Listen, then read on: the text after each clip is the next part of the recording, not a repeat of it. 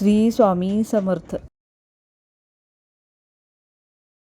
Hello, हाय, नमस्कार. श्री स्वामी समर्थ सगळ्यांना. तुमचं स्वागत आहे माझं चॅनल नीता इजी शिलाईमध्ये. तर आजच्या व्हिडिओमध्ये आपण कॉटन ब्लाऊजचं कटिंग पाहणार आहोत. तर हे 38 छातीचं कॉटन ब्लाऊज आहे.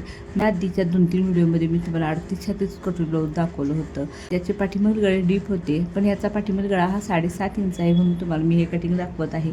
तर शोल्डरचं वगैरे माप थोडं बदलतं आपल्या गळ्यानुसार, त्यामुळे ते कटिंग तुम्हाला मी दाखवत आहे. तुम्हाला जर व्हिडिओ आवडला तर नक्की लाईक, शेअर आणि कमेंट करा. तर बघा, ब्लाऊजची उंची इथे 14.25 इंच आहे. तर मार्जिनचा 1 इंच चढल्यानंतर 15.25 इंच येतं. तर 15.25 इंचावर आपण पॉईंट दिलेला आहे. आणि पाठीमागील गळा 7 इंच आहे, त्यामुळे मी शोल्डर जास्त घेतलेला आहे. तर मी शोल्डर बघा इथं 6 इंच घेतलेला आहे. बऱ्यापैकी आपण शोल्डर 5.5, 5.25 असं घेत असतो. तर इथं मी 5.5 इंच शोल्डर घेतलेला आहे. आणि गळा डीप नसल्यामुळे मी इथं मुंडा वाढवून घेणार नाही, तर मुंडा देखील मी 6 इंचच घेणार आहे. आपण दरवेळी कसं करतो, मुंडा शोल्डरपेक्षा अर्धा इंच एक्स्ट्रा घेतो, पण इथे पाठीमागील गळा कमी आहे, त्यामुळे जितकं आहे शोल्डर तितकंच आपण मुंडा देखील घेणार आहोत. तर ही मुंड्याची लाईन अशी आखून घेतली. आणि बघा, 38 छातीचा चौथा भाग 9.5 इंच होतो, ते 9.5 इंचावर असा पॉईंट दिला. त्यानंतर मार्जिनसाठी 1.5 इंच एक्स्ट्रा घेतला आणि छातीची अशी लाईन आखून घेतली. त्यानंतर कंबर बघा, ब्लाऊजची 32 इंच आहे, तर 32चा चौथा भाग 8 इंच होतो. तर 8 इंचावर एक असा पॉईंट दिला. पाठीमागील डाचासाठी 1 इंच घेतलं आणि 1.5 इंच आपण मार्जिनसाठी एक्स्ट्रा घेतलेला आहे. तर ही फिटिंगची आणि ही मार्जिनची दोन्ही लाईन आपण अशा आखून घेतल्या.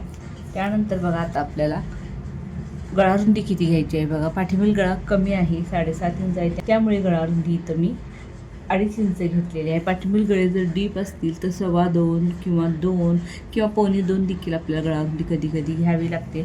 तर इथे बघा, मी 2.5 इंच गळा रुंदी घेतलेली आहे. तर पुढील गळा आहे 5.5 इंच, तर 5.5वर एक पॉईंट देऊया. त्यानंतर मार्जिनसाठी 1 इंच वाढवूया आणि 6.5 इंचावर आणखीन एक पॉईंट देऊया. तर खालच्या साईडला सुद्धा गळा रुंदी मी ते 2.5 इंचच घेणार आहे. तर 2.5वर एक पॉईंट दिला, ही लाईन अशी आखून घेतली आणि हा बॉक्स असा तयार करून घ्यायचा. त्यानंतर बघा, गळ्याचा असा गोलसर आकार आपण काढून घेऊया. तर आता इथं मुंड्याचं माप घेऊया. तर बघा, मुंड्यासाठी मी ते 1.25 इंचावर एक पॉईंट देणार आहे आणि टेप तसाच खाली ओढून मी 1 इंचावर आणखीन एक पॉईंट दिलेला आहे. इथं कधी कधी आपण 1.5 देखील घेऊ शकतो, पण ज्यांना ब्लाऊज जसं बसतं त्या अनुभवावरून आपल्याला कधी कधी मापे कमी जास्त करावे लागतात. तर मी तर 1.25 इंचावर असा पॉईंट दिलेला आहे. आणि बघू शकता, हा पुढील मुंड्याचा आकार थोडासा मी आतून घेतलेला, अगदी किंचित एक सूत असताना तितकं आतून असा मी घेतलेला आहे. ही जी लाईन आहे त्याच्या आतून घेतलेला आहे. तर आता इथे क्रॉसपट्टी मी 2.25 इंच घेणार आहे. तर 2.25 इंचावर एक असा पॉईंट दिला. त्यानंतर इकडं बघा, हे इकडं जितकं घेतली त्याच्यापेक्षा अर्धा इंच कमी ह्या साईडला घ्यायचं आहे. तर इकडं मी 2.25 इंचावर पॉईंट दिला आणि ही तिरकी लाईन अशी आखून घेतलेली आहे. तर आता ह्या तिरक्या लाईनीवरती आपल्याला कोठरीचं माप घ्यायचं आहे. तर कोठरी आहे आपली इथं त्यांच्या ब्लाऊजला बघा, कोठरी 7.5 आहे. तर खूपच आहे, ब्लाऊजच्या मानाने कोठरी जास्त आहे, पण आता त्यांना ते ब्लाऊज परफेक्ट बसतंय म्हटल्यानंतर जशी आहे तशीच मी इथं कोठरी देणार आहे. तर मी इथं थोडी कमी करावी म्हणून मी 7 इंच घेतलेली आहे. त्यांची 7.5 आहे, मी इथं 7 इंच घेतलेली आहे.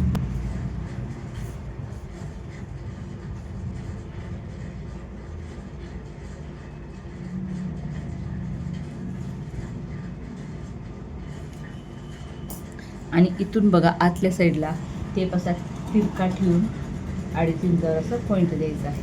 आणि बघा, हे तिन्ही पॉईंट जोडून कोठरीचा आकार असा आपल्याला काढून घ्यायचा आहे. तर बघा, हे आपल्या ब्लाऊजचं मार्किंग करून झालेलं आहे. तर हे 2 ब्लाऊज आहेत, एकमेकावरती मी ठेवून घेतले आहेत. तर दोन्ही मी एकदमच कट करणार आहे. तर आता बघा, भोवत्याने आपण कट करून घेऊया. आता हे कट करून घेतल्यानंतर आपण साईड पीस काढून घेऊया. त्यासाठी बघा, मी हा अस्तर असा उलटा करून घेणार आहे. हा जो मार्किंग केलेला भाग आहे, हा जसा आहे तसा ह्याच्यावरती असा ठेवून घ्यायचा आहे. अगदी व्यवस्थित, कुठेही कमी वगैरे पडू नये याची काळजी घ्यायची आहे. कारण डबल जेव्हा आपण अस्तर ठेवतो तेव्हा काही वेळा पुढं मागं असं होऊ शकतं. तर बघा, व्यवस्थित ठेवून घेतलेलं आहे. आता इथं शोल्डरच्या ठिकाणी एक अशी लाईन आखून घेऊया. ह्या साईडला थोडीशी मुंड्याच्या ठिकाणी इथं थोडीशी लाईन आखून घ्या. ही जी लाईन आहे ही पूर्ण आखून घेऊया साईडची. तर बघा, हाताने आता थोडंसं प्रेस केलं की जसं आहे तसं आपल्याला साईड पीस मिळणार आहे.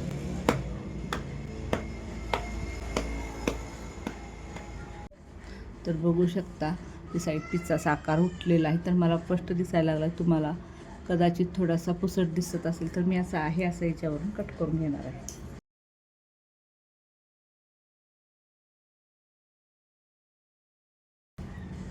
तर बघ आपला साईड पीस कट करून झालेला आहे. आता कट करायची आहे आपल्याला पहिला बाही कट केल्यानंतर मग कोटरेनी क्रॉसपट्टी कट करायची आहे. बाही ह्याच्यासाठी पहिला कट करायची आहे कारण मग कपडा आपल्याला कमी जास्त वगैरे पडायला नको. तर बघा हे अस्तर आपलं ऑलरेडी डबल फोल्ड केलेलं आहे. त्याची आणखी एक अशी घडी टाकून घ्यायची म्हणजे चोबल फोल्ड करून घ्यायचं आहे. तर ब्लाऊजची बाही किती आहे 8 इंच, त्यामध्ये आपल्याला 1.25 इंच मिसळायचं आहे म्हणजे अर्धा इंच आणि पाव इंच. तर बघा 8मध्ये 1.25 इंच मिसळल्यानंतर 8.25 इंच झालं. तर 8.25 इंचावर एक असा पॉईंट दिला आणि ही लाईन अशी पूर्ण आखून घ्यायची आहे. इथं आपण उंचीचं मार्किंग केलेलं आहे ती, आणि ह्या लाईनीवरती आपल्याला 2 इंचावरती असा पॉईंट द्यायचा. आणि इथून बघा खाली आपल्याला 3.5 इंचावर मुंडाखोलीचं माप द्यायचं आहे. बाही रुंदी आपली 8.25 इंच आहे. तर बाही रुंदी ब्लाऊजची कशी काढायची मी या मागचा जो व्हिडिओ आहे त्यामध्ये सांगितलेला आहे. जो व्हिडिओ होता बाही फिटिंग कशी करायची कशी जोडायची त्यामध्ये बाही रुंदी कशी काढायची हे दाखवलेलं आहे. तुम्ही त्या व्हिडिओमध्ये तुम्ही पाहू शकता. तर बघा आता इथून अशी एक लाईन आखून घेतली आणि इथून बघा जिथे आपली मुंडाखोली आहे तिथून पुढे आपल्याला 1.5 इंचावर पॉईंट द्यायचा आहे मार्जिनसाठी. तर बघा एक साईडला आपल्याला जोड द्यावा लागणार, तर एक साईडचा आपल्याला कपडा पुरणार आहे. तर दंडघेर बघा, दंडघेर आहे 6.5 इंच. तर 6.5 इंचावर असा पॉईंट दिला आणि मार्जिनसाठी 1.5 इंच घेतलेला.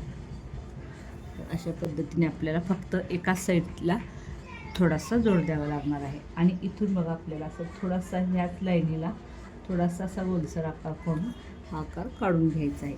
आणि जिथं मुंडाखोलीचं मार्किंग केलेलं आहे आणि ते 2 इंचाचं त्याचं आपल्याला काढायचं आहे सेंटरपासून खाली बघा अर्धा इंचावर एक पॉईंट द्यायचा आणि तिथून आपल्याला बाहीचा पुढील भागाचा आकार काढून घ्यायचा आहे. तर आता बघा आपण बाही कट करून घेऊया. तर आता आपली बाही कट करून झाल्यानंतर जो अस्तरचा राहिलेला भाग आहे त्यामध्ये आपण कोटरी काढणार आहोत. तर पुढील भाग जसा आहे तसा अस्तरवरती ठेवून घ्यायचा आणि दुमडलेल्या साईडला एक लाईन आखून घ्यायची आणि हाताने थोडंसं प्रेस केलं की आपल्याला कोटरीचा आकार देखील मिळून जाईल. तर आता इथं कोटरी वाढवून घेऊया. तर इकडच्या साईडला बघा 1.25 इंचावर पॉईंट दिला, ही लाईन आखून घेतली. तसेच दुसऱ्या साईडला देखील 1.25 इंचावरच पॉईंट दिला आणि तिथे देखील लाईन अशी आखून घेतली. आणि कोटरीच्या गोलाकार साईडला वरून अर्धा इंचाचा पॉईंट घेऊन अशा पद्धतीने आपण 1.25 इंचापर्यंत कोटरीचा गोलाकार आकार काढून घेतलेला आहे. तसेच दुसऱ्या साईडला बघा फक्त पाव इंच घ्यायचा आहे, अशी तिरकी लाईन आखून घ्यायची आहे. आणि खालच्या साईडला बघा 1.25 इंचाचे जिथे पॉईंट दिलेले आहेत तिथे बघा 2 इंच सेंटर काढून घ्यायचं आहे. सेंटरला एक पॉईंट द्यायचा आणि त्या पॉईंटपासून खाली आपण 1.5 इंचावर एक पॉईंट द्यायचा आणि त्या पॉईंटपासून आपल्याला तिरक्या लाईनी अशा आखून घ्यायच्या आहेत. तर आता आपली कोटरी इथे तयार होते. तर इथे खालच्या साईडला अगदी थोडासा जोड लागणार आहे, तर तो जोड मी नंतर देऊन घेते. तर आता आपण क्रॉसपट्टीचं कटिंग करणार आहोत. त्यासाठी बघा आपण पुढच्या भागावरती 2.25 इंचावर क्रॉसपट्टीचं मार्किंग केलं होतं. तर इथे बघा आपल्याला अर्धा इंच एक्स्ट्रा म्हणजे 3.25 इंच घ्यायचं आहे या साईडला आणि दुसऱ्या साईडला आपल्याला 2.25 इंच घ्यायचं आहे आणि ही तिरकी लाईन आखून घेऊन क्रॉसपट्टी आपल्याला कट करायची आहे. तर इथे बघा जे आपण पुढील भागाचं मार्किंग केलं होतं तो आपला पाठीचा भाग असणार आहे. तर त्यावरती आपण पाठीमागच्या गळ्याचा आकार काढून घेऊया. त्यासाठी बघा गळा रुंदी 2.5 इंच आपण घेतलेली आहे. तर 2.5 इंचावर एक पॉईंट दिला. तसेच पाठीमागे गळ्याची उंची आपल्या 7.5 इंच आहे. तर मार्जिनसोबत अर्धा इंच मिसळून 8 इंचावर आपण पॉईंट दिला आणि खालच्या साईडला देखील गळा रुंदी 2.5 इंचच घेतलेली आहे. आणि इथे एक चौकोनी असा बॉक्स तयार करून घेतला आणि आपल्याला इथे गळ्याचा असा गोल आकार काढून घ्यायचा आहे. तुम्हाला कोणता आकार पाहिजे त्या पद्धतीने तुम्ही काढू शकता, चौकोनी, त्रिकोणी किंवा पानगळा वगैरे. तर इथे बघा मी आता कट करून घेणार आहे गळा. तर हे बघा साडीतलं मेन फॅब्रिक आहे. आता हे कट केले अस्तरचे पॅटर्न या साडीतल्या कपड्यावरती ठेवून मी कट करून घेणार आहे. तर हा व्हिडिओ तुम्हाला कसा वाटला मला नक्की कमेंट करून सांगा. तुम्हाला जर काही शंका असतील तर देखील कमेंट करा आणि व्हिडिओ पूर्ण पाहिल्याबद्दल तुमचे मनापासून धन्यवाद. थँक्यू.